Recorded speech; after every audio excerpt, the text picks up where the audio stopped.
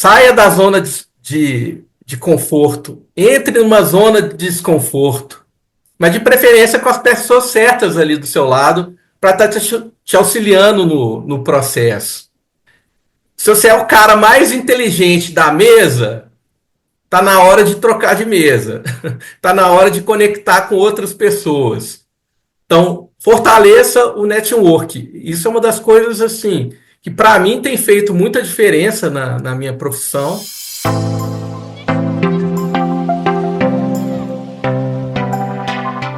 Bom dia, boa tarde, boa noite no mundo do conhecimento. Bem-vindo, caro ouvinte. Por aqui falamos sobre inovação, tendências, dicas e a prática da medicina, além de assuntos sobre qualidade de vida. Por aqui compartilhar conhecimento não é dividir, mas multiplicar. Que tal falarmos sobre um assunto sem fronteiras no mundo do conhecimento? Medicina do conhecimento é ciência e informação a qualquer momento e em todo lugar. Eu sou o Pablo Guzmão, anestesiador. Seja bem-vindo a mais um episódio da temporada do nosso podcast Medicina do Conhecimento, onde desvendamos os mistérios da medicina de um jeito que você entenda e se interesse. Vivemos num mundo que cultua o corpo e a forma física. Malhar, correr, nadar traz um status de longevidade. Mas e o seu cérebro? Você o exercita? Seria possível fortalecer o cérebro como fortalecemos os músculos? Eu converso com meu amigo de mentoria, Dr. Camilo Azeredo, médico neurologista, mineiro de Belo Horizonte, e sempre teve o sonho de ajudar pessoas através do cuidado com a saúde. Ele é formado pelo FMG e se tornou neurologista pela Santa Casa de Misericórdia de BH. Atualmente ele se dedica ao seu consultório em Betim e atende por telemedicina e conscientiza seus pacientes através dos conteúdos de seu blog, YouTube e seu Instagram. Nosso objetivo nesse episódio é contribuir para mais saúde e qualidade de vida. Fica a dica: cuide bem do seu cérebro. Seja bem-vindo, Camilo, ao mundo do conhecimento. Desde que você fale mais de você para os nossos ouvintes. Pablo, mais uma vez obrigado aí pelo convite e espero que esse tempo nosso aqui seja de crescimento e de muito conhecimento, né? A medicina do conhecimento. Meu nome é Camilo Azeredo, eu sou neurologista. Atualmente eu atuo aqui na cidade de Betim, no consultório particular, faço também atendimento por telemedicina e tenho me dedicado nos últimos anos a estudar um pouco mais sobre neurociência, estudar um pouco mais sobre transtornos do neurodesenvolvimento e a estudar as demências, esse universo que realmente cada dia que passa está mais frequente, mais comum no nosso dia a dia, à medida que a população vai envelhecendo. A minha graduação é na Universidade Federal de Minas Gerais, eu já tenho 20 anos de formado, a gente não pode ficar falando isso muito alto não, porque senão rola uns bullying aí, né? Etarismo, né? Tem nome isso, etarismo. Mas já tem 20 anos que eu estou nessa jornada como médico, mas tenho mais coisas boas do que ruins para dividir, sou muito feliz na minha profissão. A nossa profissão, né, de médico, com certeza a idade ajuda muito na tomada de decisões, porque só quem viveu muitas experiências, botou a mão na barriga de muitos doentes, é que vai saber diferenciar rapidamente entre os diagnósticos mais complicados. Mas aqui a gente vai falar de algo também que é de grande interesse, que é mente sã em corpo são. Hoje a gente vive um culto da beleza, de um corpo saudável, mas muita gente se esquece de que acima desse corpo existe uma mente que precisa ser cuidada e muito bem estudada, né, entendida, né? Então eu queria, vou fazer algumas perguntas para a gente começar esse nosso bate-papo, esse podcast, e a primeira seria, na sua opinião, Camilo, qual a relação entre a saúde do corpo e a saúde do cérebro? A pergunta é muito pertinente, muito importante. Tudo aquilo que faz bem para o corpo vai fazer bem para o cérebro. Tudo aquilo que faz mal para o corpo vai fazer mal para o nosso cérebro.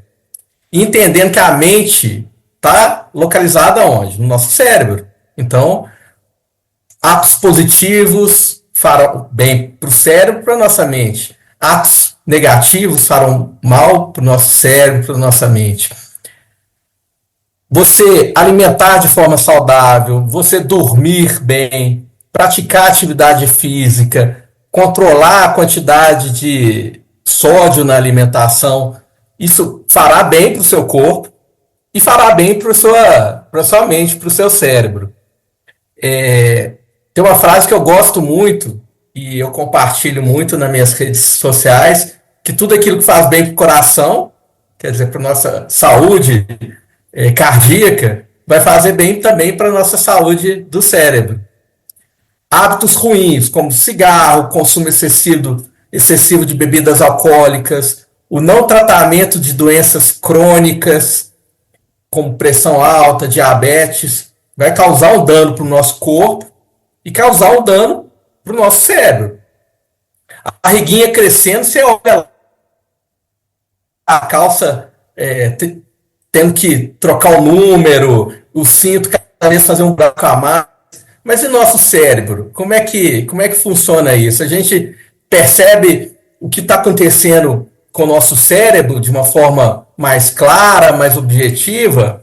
É um pouco mais difícil, mas a gente pode ter sinais de como o nosso cérebro está funcionando, se ele está funcionando bem ou está funcionando mal. A gente nota muito uma queixa muito comum no nosso meio, que é a fadiga mental, o brain fog, de névoa cerebral, e eu escuto muitos colegas médicos com esse sintoma, com essa queixa de cansaço excessivo na mente, dificuldade de concentração, memória ruim, uma percepção de como se tivesse uma nuvem, uma névoa no cérebro. Isso são sinais de que a saúde do seu cérebro não está boa. Então, é necessário rever os hábitos, analisar como que seus hábitos estão.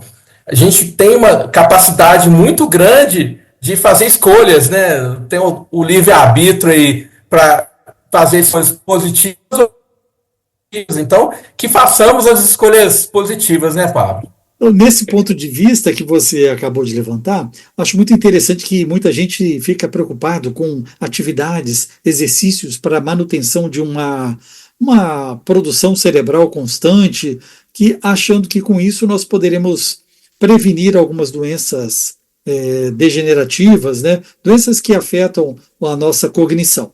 Mas nós esquecemos muitas vezes que fazemos parte de um ecossistema, né? De um conjunto de órgãos. E aí eu queria te perguntar, da sua opinião, a alimentação pode influenciar o funcionamento do cérebro? Alimentação e cérebro tem uma relação muito próxima. Fazendo aquela associação, né? Se você dá bons alimentos para o seu cérebro, bons aminoácidos, bons carboidratos, boas proteínas, o seu cérebro vai utilizar desses para funcionar melhor. E oferecer para o cérebro alimentos ruins, alimentos ultraprocessados, ricos em glutamato, conservantes, corantes industrializados, isso vai prejudicar também o funcionamento do cérebro. Alimentos ruins vão prejudicar o funcionamento normal dele. Tanto que países onde a alimentação é mais rica em legumes, verduras, frutas, peixe fresco, grãos, existe uma incidência, uma prevalência bem menor de AVC isquêmico, uma prevalência, uma incidência bem menor de Alzheimer. Nas blue zones, né, que é as zonas azuis tanto faladas, um dos pontos que realmente existe uma semelhança no comportamento dessas comunidades, dessas cidades, é a alimentação saudável. Então, tudo que que vem da terra, né? Tudo aqui que está no hortifruti, nós temos que ingerir em maior quantidade. É a famosa frase: cada vez a gente tem que desembalar menos e descascar mais. Então, desembalar menos quer dizer comer menos alimentos ultraprocessados e descascar mais, quer descascar uma fruta, um legume. Um fato interessante, Pablo, na minha cidade tem uma fábrica, uma indústria alimentícia muito famosa e alguns pacientes meus trabalham lá. Isso me deixa preocupado, me deixou muito preocupado quando o paciente me disse que lá eles produzem o suco de pozinho, de laranja. E uma das frases que essa paciente me disse foi: eu nunca vi entrar uma laranja na fábrica. Nunca vi entrar uma laranja. Nunca vi entrar uma fruta lá. O processo de fabricação daquele suco é uma mistura de açúcar, corante, conservante. Isso nunca vai fazer bem para o cérebro. E, infelizmente, é isso que os nossos jovens, adolescentes, adultos jovens, idosos estão ingerindo atualmente. A alimentação é um ponto crítico. A gente tem que falar muito sobre isso. E parece que é o famoso simples, arroz com feijão. A gente precisa falar sobre isso. A alimentação é o básico. Alimentando bem, a saúde do cérebro vai bem. Alimentando bem, a saúde do corpo vai bem. Então, a dica primordial, a primeira dica é alimentação saudável. A gente tem que ter uma alimentação saudável para ter um bom funcionamento do nosso cérebro. É o que a gente chama de comida de verdade, né? É a saudade. Comida de verdade. Comida de verdade, a saudade da comida da avó. Isso fazia toda a diferença, né? Pelo menos a correria do dia a dia e todo esse processo que temos da facilidade dos alimentos embalados, ele tem tomado conta e mudado muitos dos nossos hábitos, né? Mas isso é importante mesmo, de uma forma familiar. Quando você atende um paciente, obviamente, você não pode tratar apenas esse paciente. Você vai tratar a família, né? Você vai envolver a família. No seu caso, pacientes às vezes mais idosos, mas os próprios filhos, eles têm essa visão de que um dia chegará a idade dos seus pais, né, dos seus avós, e também acabam se envolvendo nesse processo. Agora, existem também alguns pilares, né, quando a gente fala da saúde do cérebro, um deles é o sono. A grande maioria dos colegas médicos que tem aí um relógio diferente comenta, né? Hoje a minha pontuação aqui do sono tá boa, a média da semana tá ruim. E o que você acha qual a importância real do sono nessa preservação da saúde cerebral, da longevidade cognitiva? Eu vou usar como exemplo uma pessoa próxima, eu. Eu, há 10 anos atrás, eu dava muitos plantões noturnos e os plantões da neurologia são os plantões, às vezes, muito imprevisíveis, né? Você realmente pode não ter nada, como pode ter um paciente com AVC isquêmico em que você tem que acompanhar em toda aquela jornada dentro do hospital. Então, os plantões noturnos, eles são bem cansativos, estressantes, e naquele momento, naquela fase da minha vida em que eu tinha uma privação de sono, que eu dormia muito mal, foi uma fase em que eu tinha muito cansaço, muita fadiga, sentia muita dor no corpo, minha concentração era muito ruim. Então, a partir de mim, eu já cheguei a essa conclusão do quanto que é importante o sono. E 2 anos após ter encerrado os meus plantões, eu ainda sentia alguns problemas relacionados com aquela rotina que eu tenho. Quando dormimos mal, o nosso cérebro ele passa por um processo inflamatório crônico, de estresse oxidativo, de dano mitocondrial.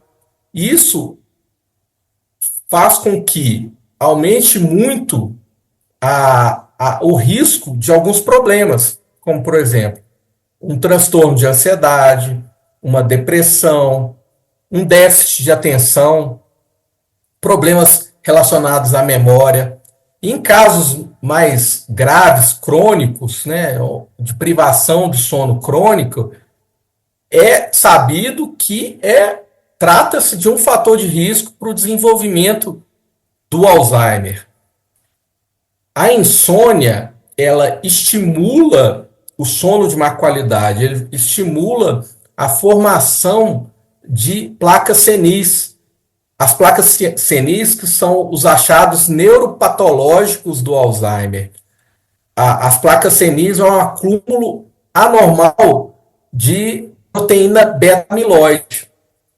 A privação do sono, em estudo, é a formação dessa proteína anormal. Então, é importante, à medida do possível, que a gente sabe da realidade do país, é necessário os profissionais trabalharem à noite, precisa de médico à noite, mas o ideal é evitar-se a privação do sono.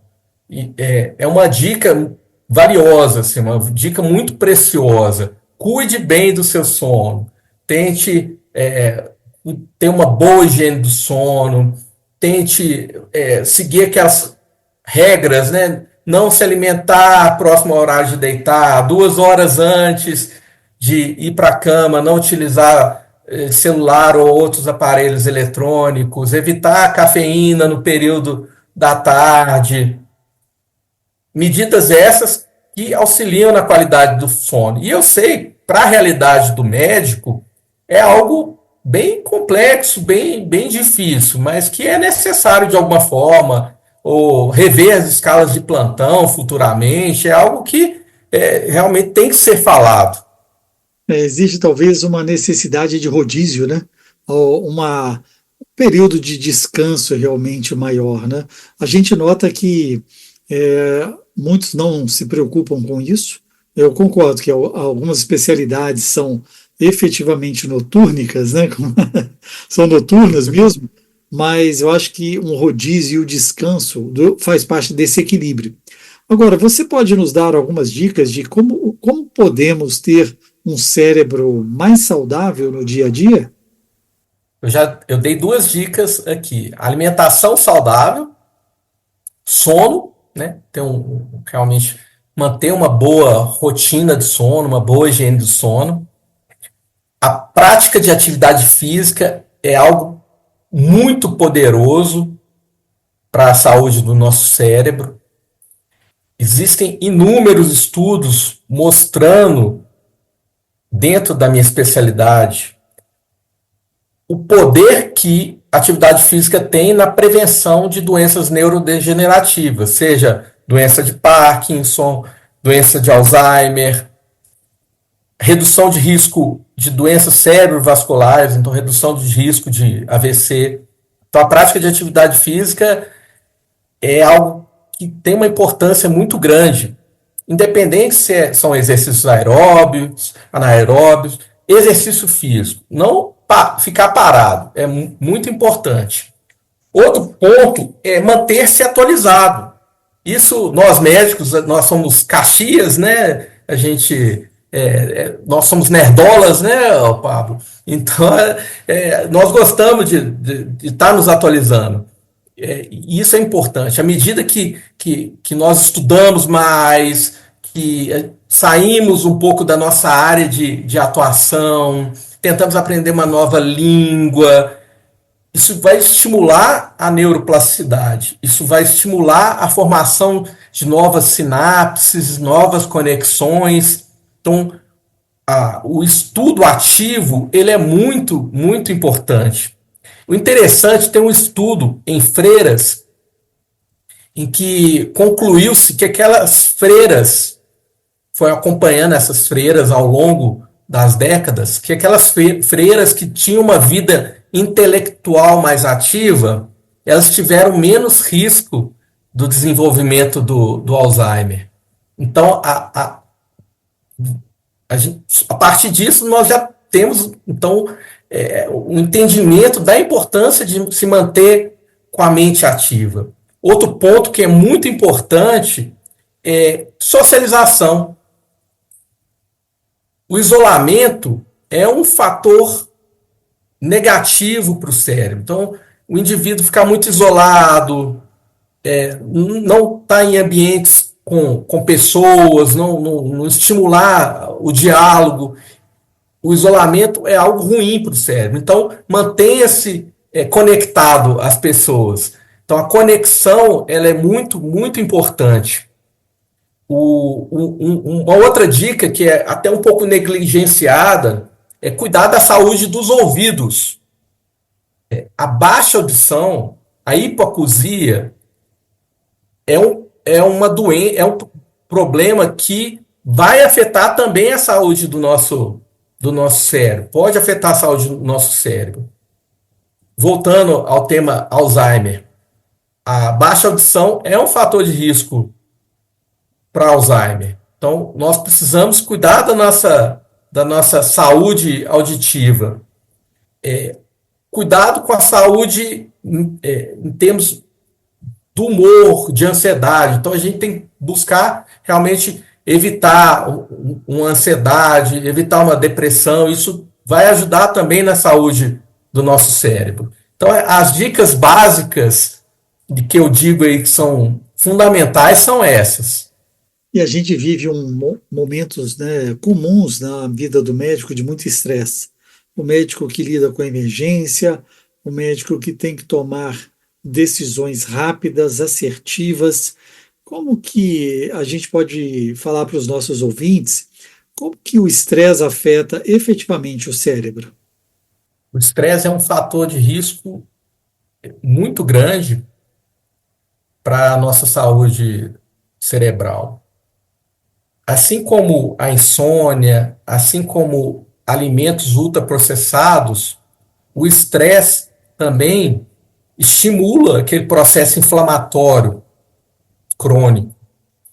O estresse também vai acelerar o dano mitocondrial. O estresse ele vai ativar a formação dessas proteínas anormais no nosso cérebro, que são as proteínas beta-amiloide. É importante existir um manejamento do estresse. É importante falar-se sobre esse tema e tentar encontrar formas de minimizar o estresse na classe médica. E o estresse, não só para a saúde do cérebro, ele faz com que aumente bastante também o risco cardiovascular, infarto, arritmias. Existem vários estudos mostrando que a sobrevida dos médicos é menor do que da população geral. É um dado muito dito, muito comentado e que necessita todos nós fazermos uma reflexão sobre o tema. E como que minimiza o estresse? Como diminuir esse fator nos médicos? Redução de carga horária, trabalhos excessivos, trabalhar em grande pressão durante horas e horas, é importante ter essa redução. Aí vem, de novo, né, o cuidado com a alimentação. Nós médicos, em vários momentos, negligenciamos muito o que nós comemos, geralmente dando preferência para alimentos rápidos, né? E isso faz com que a nossa saúde vá lá embaixo e a saúde dos nossos pacientes lá em cima, né? Então, o médico tem uma tendência a negligenciar muito, muito a saúde. Prática de atividade física, alimentação, cuidado com o sono. Então, são pontos muito importantes para minimizar esse estresse crônico. É interessante, às vezes, a gente olha para as pessoas, né, sem etarismo, claro, de dizer, poxa, essa pessoa tem uma idade, né, é tão jovem, mas tem um cérebro, mas parece velho, né? O cérebro envelhece realmente? Como que a gente pode retardar esse processo? Sempre quando um paciente meu pergunta isso, doutor, o cérebro envelhece? eu faço a seguinte analogia. Seu cabelo não fica branco, sua barba também fica branca, sua visão fica ruim, sua pele fica enrugada, seus músculos ficam um pouco mais fracos à medida que vai envelhecendo? Sim. Então não é diferente com o cérebro. Então o cérebro envelhece, como que se é notado, né? O volume, o tamanho do encéfalo, o tamanho do cérebro, ele vai diminuindo à medida que nós envelhecemos, vai ocorrendo perda de neurônios, seja na substância cinzenta, seja na substância branca, mas principalmente na substância branca. Isso faz com que o cérebro diminua, né? Afinal de contas, uma vez que se perde aquelas células, não tem aquilo para ocupar o espaço. Então, naturalmente, o cérebro vai reduzir de tamanho, que é o envelhecimento propriamente dito do cérebro. O que podemos fazer para evitar ou reduzir a velocidade de envelhecimento cerebral? Eu quero viver até os 200 anos. Então, eu não quero morrer novo. Então, o que eu posso fazer para, com 200 anos, meu cérebro tá bom? Voltando naqueles temas. Cuidando do corpo, eu vou cuidar do meu cérebro. Controle das doenças crônicas, hipertensão arterial, diabetes, colesterol alto, evitar tabagismo, evitar o consumo excessivo de bebidas alcoólicas, estar em um ambiente pouco poluído. Ambientes poluídos auxiliam no processo de envelhecimento cerebral. Cidades onde as pessoas são mais expostas à poluição, as pessoas tendem a ter um envelhecimento mais rápido do cérebro. Para proteger o cérebro, alimentação saudável, alimentos de verdade, cuidado com o sono, prática de atividade física, manter a mente ativa, o exercício mental, né? O exercício do cérebro é a leitura, é a escrita, é aprender algo novo. E vem aquelas coisas, palavra cruzada é bom. É bom, é melhor fazer palavra cruzada, não fazer nada. Fazer caça-palavras é bom? É bom, melhor fazer caça-palavra do que nada. Quebra-cabeça é bom? É ótimo, melhor quebra-cabeça do que nada. Então tudo aquilo que se puder fazer para estimular o cérebro vai estar ajudando. Perfeito. E existem duas situações, né? A gente está falando aqui na prevenção da evolução de doenças, né? Do desencadeamento dessas doenças neurológicas, e nós temos os pacientes que já chegam para você com um diagnóstico aí, você passa a partir de testes, um diagnóstico de Alzheimer. Existem alguns fatores que podem impedir essa evolução ou atenuar a evolução do Alzheimer? Existem medicamentos que podem ser utilizados? Como é que você vê isso hoje na nossa prática da medicina moderna? O que fazer para que o paciente tenha a melhor qualidade de vida a partir do momento que já se conseguimos identificar o seu diagnóstico de Alzheimer? Uma vez que a demência de Alzheimer já está instalada, infelizmente, como é com um conhecimento, ainda não existem medicamentos de uso em escala comercial que curem a doença. Então, os medicamentos, eles reduzem a velocidade de progressão da doença e, dessa forma, diminui aumenta o tempo pelo qual o paciente vai estar mais independente. Então, além de desacelerar, ele vai fazer com que a pessoa fique mais independente por mais tempo, quer dizer, que tenha mais autonomia por mais tempo. Alguns estudos têm indicado algumas substâncias que prometem um processo de cura ou pelo menos de estacionamento da doença, que ela deixe de progredir a partir daquele momento. Isso que é o melhor do universo, uma medicação que cure a pessoa, ou que pelo menos faça com que a doença não evolua mais. Esses medicamentos, eles são úteis também para auxiliar nas alterações de comportamento. Eles podem não melhorar a cognição, mas eles podem melhorar os comportamentos dos pacientes com Alzheimer. A reabilitação cognitiva, que é uma estratégia utilizada, geralmente aplicada por terapeutas ocupacionais, são exercícios. É uma importante ferramenta para a diminuição da velocidade de evolução do Alzheimer. A prática de atividade física também é algo que é importante de ser feito nessa população. Em alguns momentos fica um pouco negligenciado ou coloca-se de lado o papel do exercício físico, mas o exercício físico ele é muito importante para essa população e tem a capacidade de auxiliar na desaceleração da doença.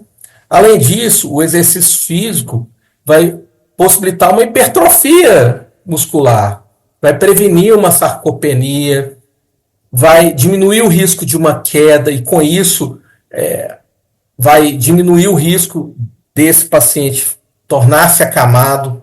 Então, a prática de atividade física é muito importante nesse sentido.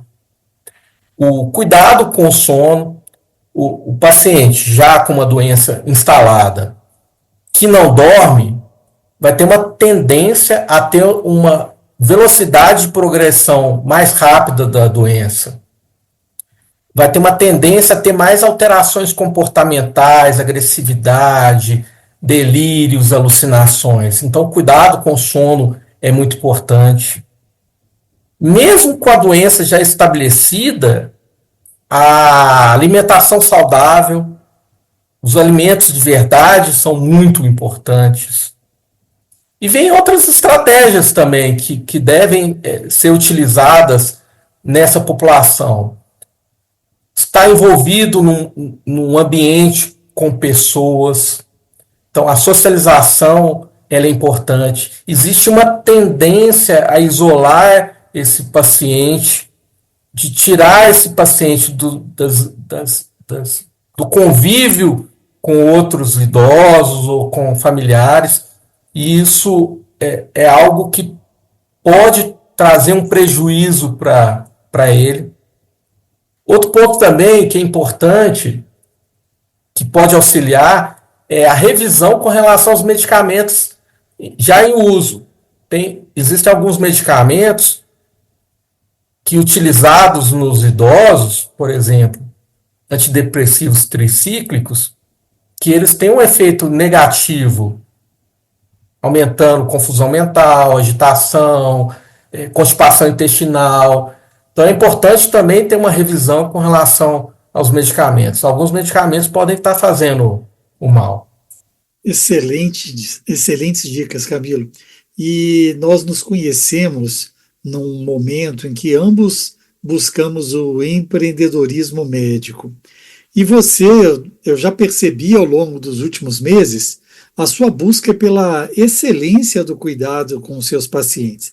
Eu queria te perguntar como que o paciente te acha, o seu site, a sua rede social, e que você falasse como que atualmente você mudou a forma de se comunicar com seus pacientes. O que isso mudou para você e para os seus pacientes aí? O empreendedorismo médico, ele me auxiliou a ter novamente brilhos nos olhos.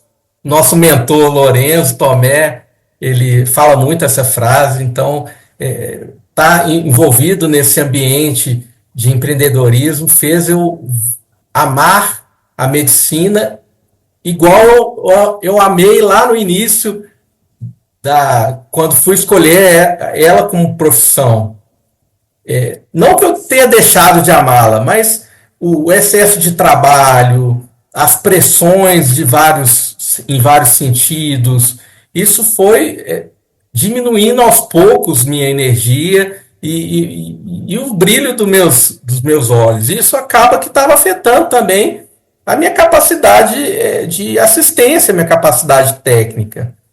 Então, uma vez que eu me envolvi no empreendedorismo, eu voltei àquela estrutura básica, ao meu cerne, né, ao meu núcleo, antes de ser médico, e com isso, essa energia voltando, ela refletiu, está refletindo de uma forma muito positiva no meu cuidado com meus pacientes.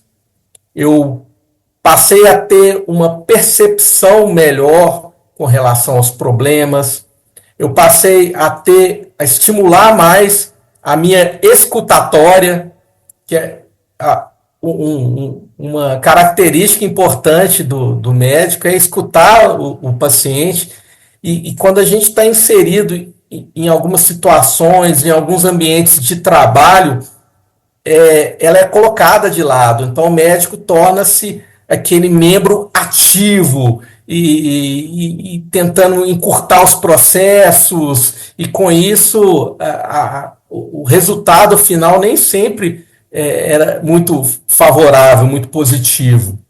Então o empreendedorismo me fez entender aquilo que eu quero como médico, aquilo que eu quero como neurologista, que eu quero estimular os meus pacientes além daquilo que eu fazia anteriormente, que eu não quero ser um médico somente prescritor.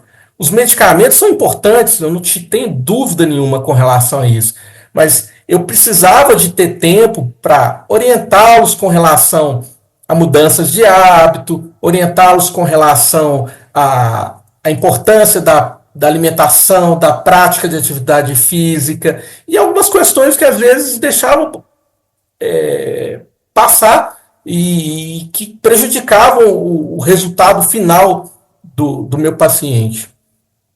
Eu tenho mais tempo hoje para estar conversando com eles, porque eu tomei a decisão lá atrás de encerrar meus atendimentos por plano de saúde. Atualmente eu atendo somente no consultório privado, e eu utilizo de ferramentas que antes eu nem imaginava que eu poderia utilizar, o uso da própria inteligência artificial como algo que me auxilia a criar conteúdos pós-consulta para os meus pacientes. Hoje eu tenho mais tempo de descanso, hoje eu tenho mais tempo para minhas atividades extra-medicina, que impactam diretamente na medicina. Então, o empreendedorismo médico me fez reconectar novamente com minha vida. E quem tiver interesse de acompanhar meus conteúdos nas redes sociais, o meu Instagram é @CamiloAzeredo. Lá eu falo principalmente sobre a saúde do cérebro, tenho um enfoque grande nas demências, porque eu quero poder impactar a população em relação a esse tema, eu quero poder trazer conhecimento com qualidade sobre esse tema e auxiliar também os familiares, os cuidadores desses pacientes que estão muito soltos por aí, que estão sofrendo demais e não sabem muito o que fazer frente a um diagnóstico, frente a uma evolução de uma doença que traz um impacto muito grande para toda a família, que é o Alzheimer. Isso aí, a nossa missão realmente é divina, e nos reinventarmos faz parte desse processo. E acender a chama que nos trouxe, que nos fez escolher essa profissão pelo qual dedicamos 24 horas por dia e toda a nossa vida.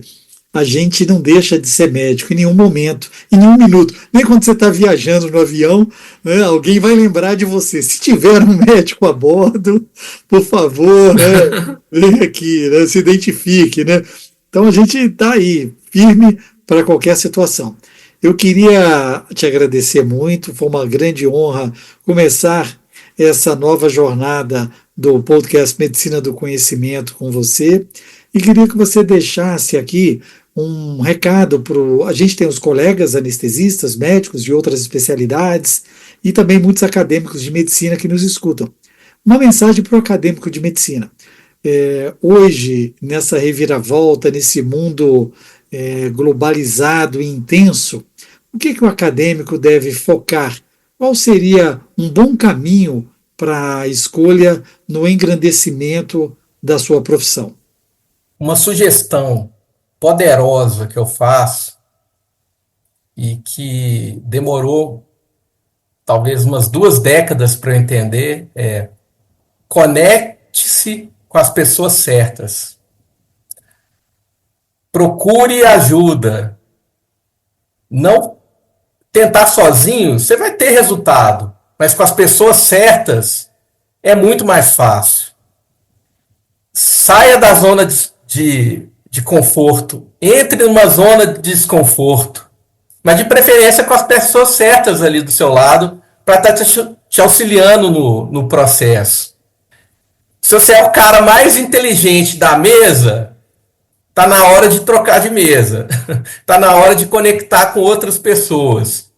Então, fortaleça o network. Isso é uma das coisas assim que para mim tem feito muita diferença na minha profissão, e eu sou muito grato com as pessoas que eu tenho me conectado ao longo dos últimos anos, dos últimos meses, e eu digo que isso é uma das formas mais poderosas de realmente você crescer cada vez mais dentro da sua profissão. Muito obrigado. O Medicina do Conhecimento estará sempre com as portas abertas para recebê-lo. E vamos cuidar do cérebro para que tenhamos uma mente sã num corpo saudável. Muito obrigado, Camilo. De nada. E aí, caro ouvinte, gostou? Eu tenho 2 dicas para você. Escute a nossa rádio web Medicina do Conhecimento nos seus melhores momentos de esporte, lazer, no deslocamento para o seu trabalho. Basta acessar www.medicinadoconhecimento.com.br. E também você pode fazer parte da nossa comunidade Medicina do Conhecimento, no ecossistema digital SD Conecta. Lá nós discutimos assuntos relevantes com grandes especialistas na medicina perioperatória. Para o nosso podcast, você escolhe a plataforma agregadora no Spotify, Deezer, Apple Podcasts, SoundCloud, YouTube. Você pode até pedir para a Alexa. Basta dizer: Alexa, toca a Medicina do Conhecimento. Na Medicina do Conhecimento, você escolhe o player da sua preferência e é muito importante o seu feedback. Mande sua pergunta, um comentário ou sugestão para o próximo tema do nosso podcast. Compartilhe nas suas redes e deixe seu like. Isso aumenta a divulgação do projeto. Fique ligado nas redes sociais Twitter, Facebook e Instagram, Medicina do Conhecimento. Afinal, compartilhar é multiplicar.